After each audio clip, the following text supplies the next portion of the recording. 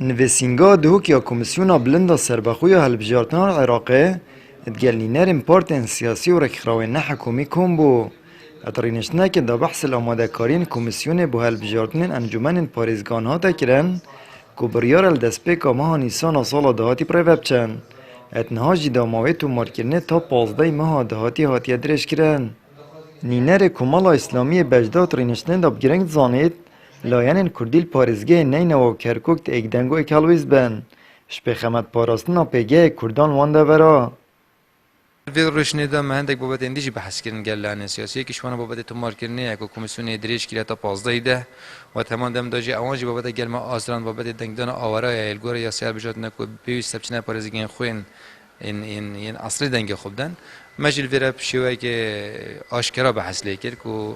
کمیسیون نچار یاسای جیبه جیبه کردن نه یاسای کب در کیفتش دست صلاة جیبه جی کار انجام داد ایلا یاسای که داد پرور بیتن وقتی هم بحث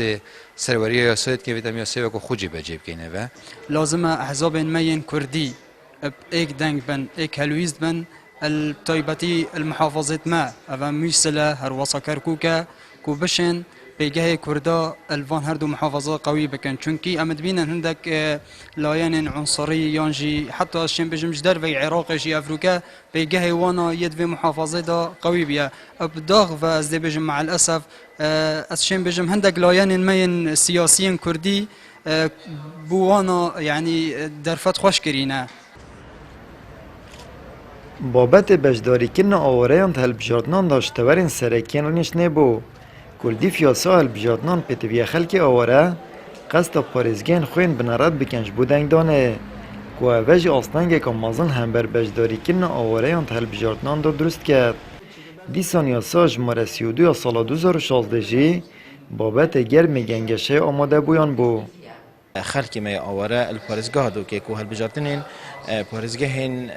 عراق ده نگشوانا که یا نینوار هیده انجام ام دخواست کن کد بایومتریش در نوبت خود تمار بکن و سردانا بنگین تمار کنید کنید کمیسیونی به هندی کدا ما فی دنگ دانش دست ندن دا بشین دنگی خو بدن و اگر ایک ناراضی بشه در صلات دیف نین خوب دانید تو به هندی کو بشه در صلات کار ساقی نبودن در بشه خدمت کاباش بو خلق خوب بکرد ما تبینی سر یاسر جماره 32 سال 2016 هنه اوجی برگود گل